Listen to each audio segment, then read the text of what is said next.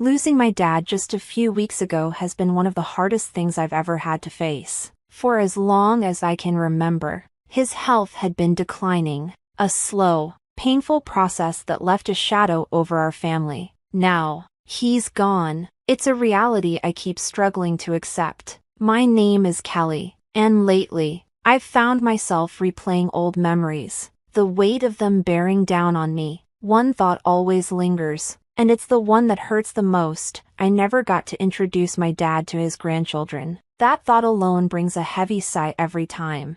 5 years ago, when I was 37, I married the love of my life. It was such a beautiful, perfect day. My dad, despite his condition, was there, smiling, as we shared that father-daughter dance. We made a promise that day, a special one. I told him I would be the first to share the news when I was expecting. It was a promise I couldn't wait to fulfill. Now, it's the biggest regret I carry with me, knowing I'll never have the chance. That promise will forever remain unkept. His illness, which was discovered just a year ago, changed everything. From that moment on, I did everything I could to be there for him. I visited our childhood home more often, spending hours by his hospital bed with my mom, trying to offer whatever comfort I could. We called each other more, and video chatted as often as possible, even when it was hard to see how much he had changed. But even with all that, I still find myself wondering, was it enough? Could I have done more? It's a question that haunts me in the quiet moments. I whispered those thoughts aloud once, sitting in the living room with my mom. Could I have done more? I asked, more to myself than to her. My mom, always the supportive one, reached out and took my hand, her voice soft and reassuring. Kelly, you did everything you could. Your dad knew that. He was proud of you. As comforting as her words were, they never fully erased that ache inside me. Just as I was lost in thought, my sister Julia walked in with a man I didn't recognize, a man who looked about 45, maybe a lawyer.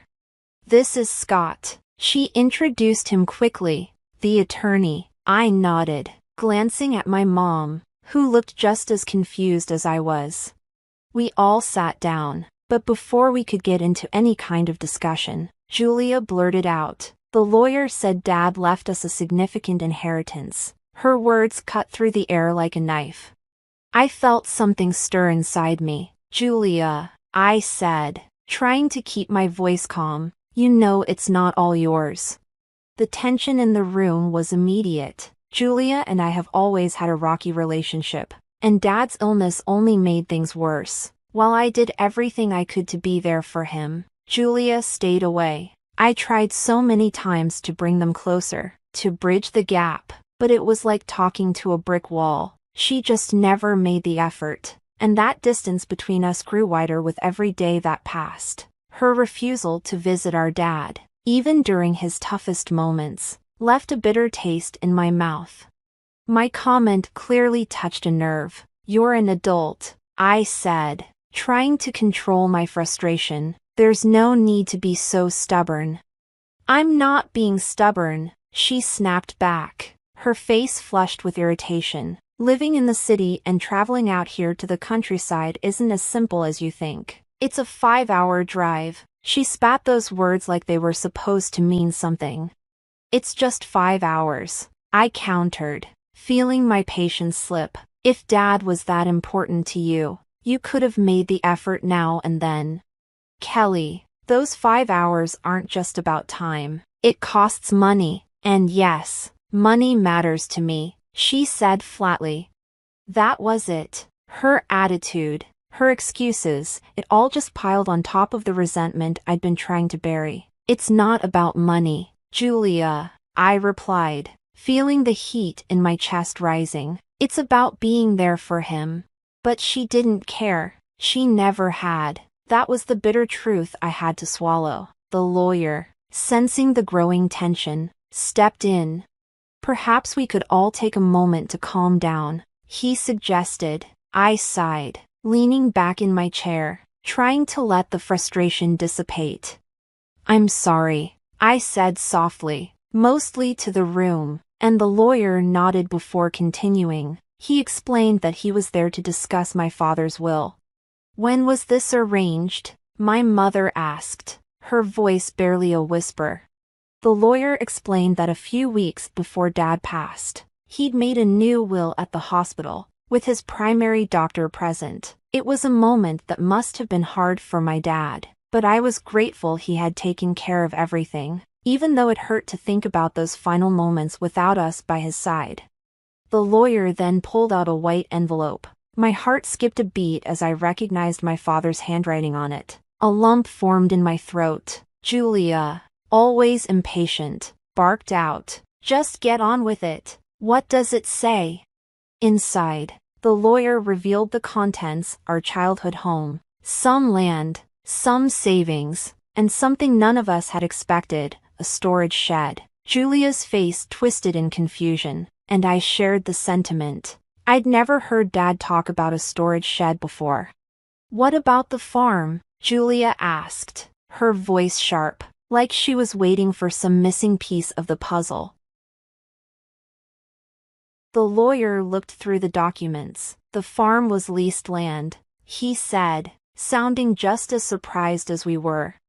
I had assumed we owned the farm all these years, but it turned out we didn't. Julia, clearly disappointed, didn't hide her frustration, but to me, it was almost a relief. Neither of us knew anything about farming.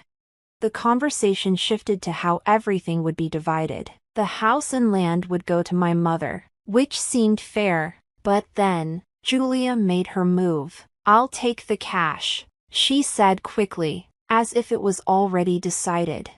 I couldn't believe her audacity. "Hold on," I interrupted. "Why should you get all the cash?" "Because I'm the eldest," she said, like it was the most natural answer in the world. "You can have the storage shed." Her dismissal of the shed stung. She didn't see any value in it, but something about her attitude rubbed me the wrong way. She was married to a wealthy CEO, yet she always wanted more. I felt trapped, cornered into accepting the shed, which she clearly saw as worthless. With a sigh, I reluctantly agreed. Julia signed the papers, laughing to herself as if she just won some grand prize. My mother, seeing the unease in my eyes, tried to offer some comfort. "You might find something wonderful inside that shed," she said gently. "Give it a chance." I didn't know what to think. Part of me wanted to believe there was something special waiting for me, something my dad had left behind just for me, but another part of me felt like I had been cheated out of something more. After we finished with the lawyer, I took the key to the shed and walked there by myself. It was tucked away, beside a field that had gone quiet since Dad got too sick to farm. The path was overgrown, the air still and heavy. When I reached the shed, I hesitated for a moment, standing in front of the door, wondering what, if anything, would be inside.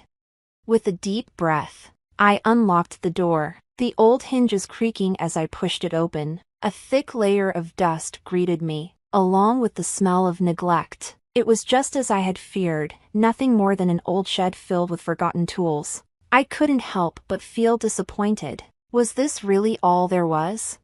But then something caught my eye. The shed seemed smaller on the inside than it did from the outside. It was subtle, but there was definitely a difference. My curiosity piqued. I stepped back outside and walked around to the back of the shed, pushing through the overgrown bushes. That's when I saw it, a second door, hidden behind the foliage. I gasped. How had I never noticed this before? The door was locked, but after searching the shed, I found 4 keys hidden inside the handle of an old shovel. With trembling hands, I tried the first key. No luck. The second key didn't work either, but the third key, it clicked. The door swung open, and inside, sitting in the center of a small, hidden space, was a large, old safe. My heart raced. What was this? I recognized it immediately. It was the safe from my dad's office, the one I used to see as a kid. He always said it was important, but I had never known why. And now, here it was, hidden away in this shed. With shaking hands, I used the final key to open the safe. The door creaked as it swung open, and inside, I found a collection of watches, my father's prized possession. He had loved watches, collected them for years, and now they were here, left behind for me. I had no idea how valuable they were, but I knew they meant the world to him. As I stared at the watches, a wave of emotion crashed over me. This was his final gift to me, his way of saying goodbye. I held one of the watches in my hand, the one he always wore on special occasions, and I felt a deep connection to him, as if he were still here with me. I closed the safe, knowing I had found something far more valuable than I ever could have imagined. This was my inheritance, not the money Julia had taken, but something much more meaningful, a piece of my father's legacy. I rushed home to tell my mother, my heart pounding with excitement. She smiled when I told her, her eyes filling with tears. "He knew you would find it," she said softly. Later, with my husband's help, we moved the safe back to my mother's house. But as we dealt with the legal and tax implications of the watches, my relationship with Julia took a darker turn. Julia came to visit one day, her mood tense and uneasy. She asked if I had come into money, hinting that she had heard something from our aunt about a gift card I had sent as a thank you for her support during Dad's illness. Julia was suspicious, and despite my best efforts to explain, she became more and more agitated. She accused me of hiding something from her, of keeping secrets about the inheritance.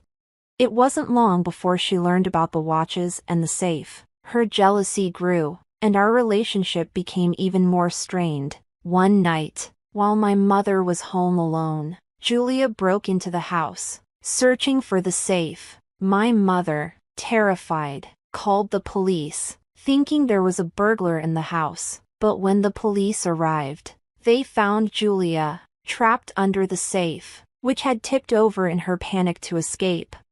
Julia was rushed to the hospital, and it was there that we learned the truth. She had been hiding a mountain of debt from her husband, and her reckless actions that night were driven by desperation. Her husband, fed up with her deceit, filed for divorce, and Julia was left alone to face the consequences of her choices. As for me, the watches, and my father's legacy, I found peace in knowing that I had something far more valuable than money, a connection to my father that would last a lifetime. And as I stood in my childhood home, with my husband by my side, I realized that this was where I belonged. We decided to move back, to start a new chapter in our lives, with the support of my mother as we prepared to welcome a new addition to our family. I was expecting, and though my father would never meet his grandchild, I knew he would be with us in spirit, guiding us through this new journey. In the end, I found something far more precious than I ever could have imagined: family, love, and the memories of a father who would always be with me.